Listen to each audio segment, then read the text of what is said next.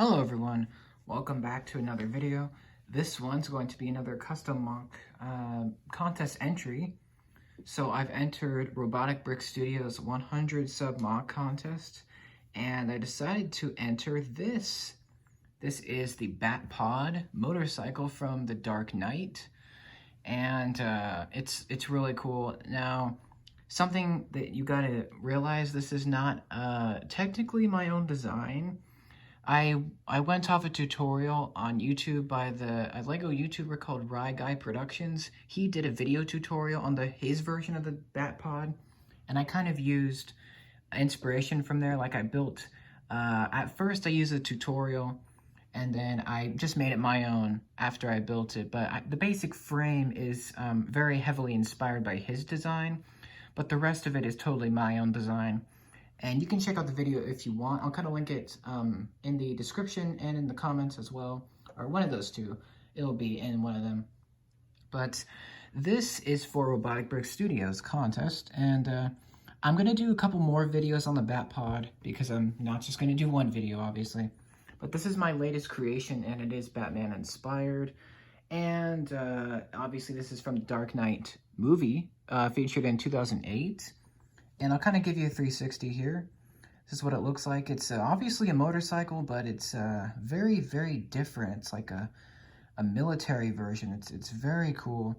And the biggest challenge in designing this was it just had to be a good scale. So, you know, Batman, here is the newest Batman. So this is the most current version of him. This is the 2020-2019 edition of Batman. And you can see next to the Bat Pod, it's a bit big, but that's how it was in the movie. And it also features in The Dark Knight Rises, which I have not seen, but I've seen clips of it. But yeah, it's from the Christopher Nolan Dark Knight movies, you know, Dark Knight trilogy. And it's I don't want to spoil where this comes from, but it's in The Dark Knight. I'm just going to say that. I'm not going to spoil where it comes from or anything.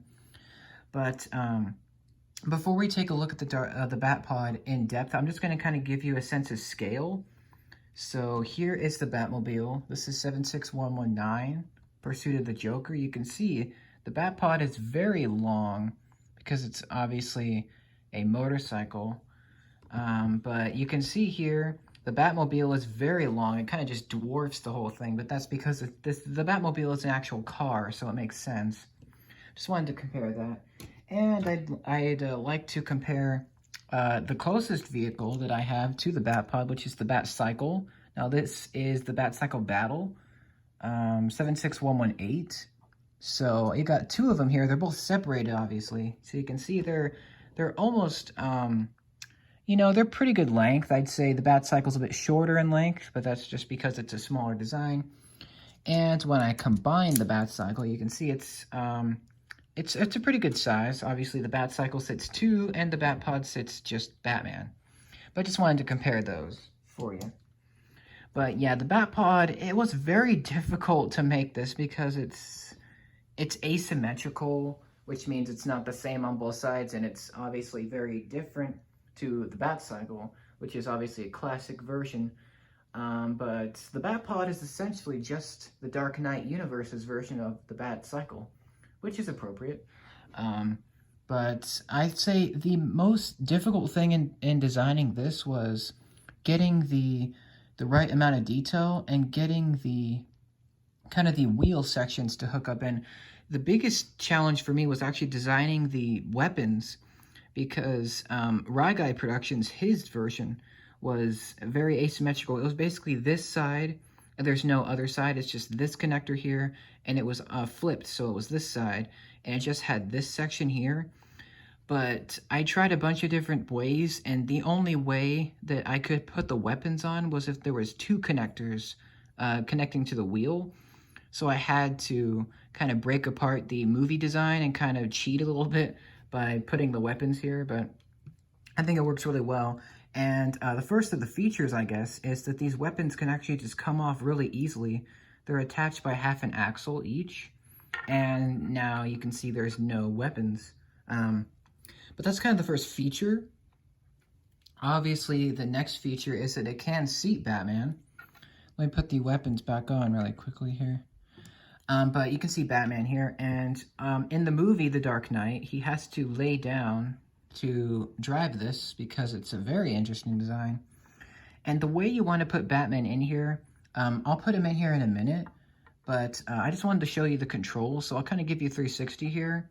You can see the bottom of this. You can see these bright blue Technic pins. That is unfortunate, but that is because those pieces are color locked. You can also see them here, kind of sticking out there.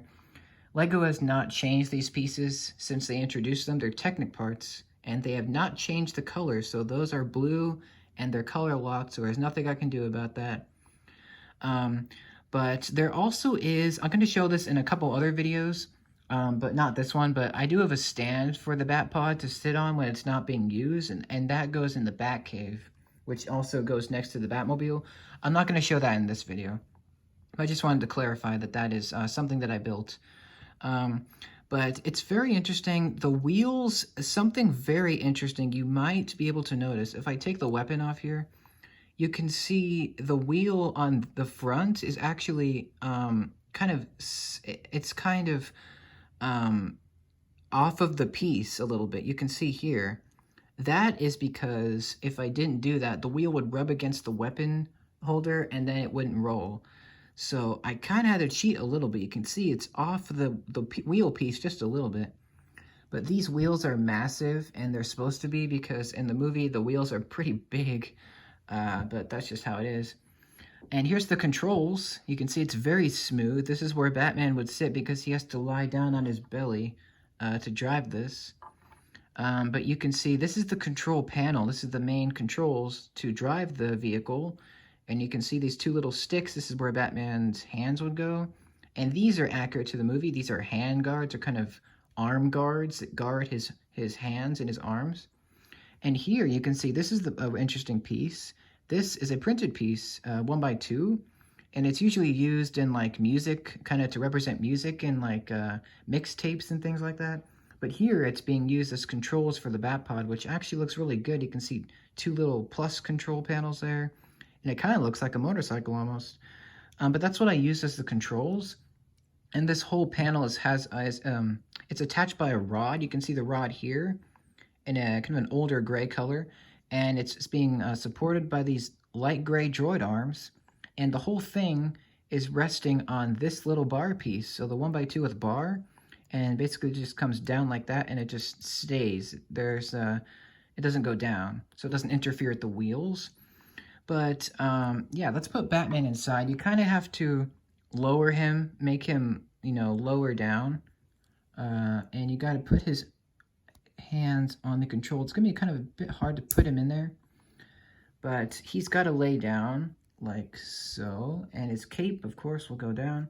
And that's what Batman looks like on the Batpod. You can kind of situate this however you like.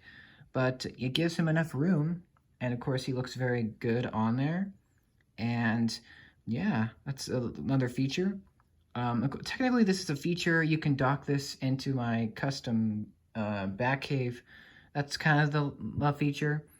But the best feature about this design that is also in the Ragai Productions and in the movie, the Batpod, in one scene, it kind of blasts out of a building, and you can see the wheels kind of spinning around, but the body is upright.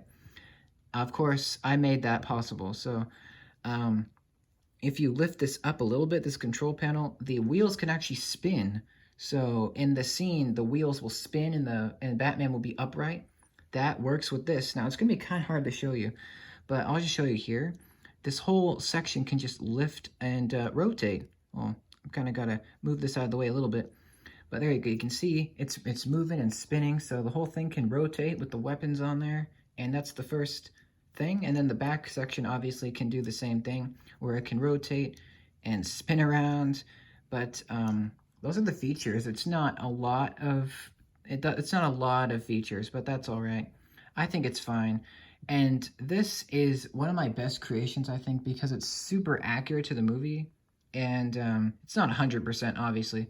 Nothing is 100%, but that's fine.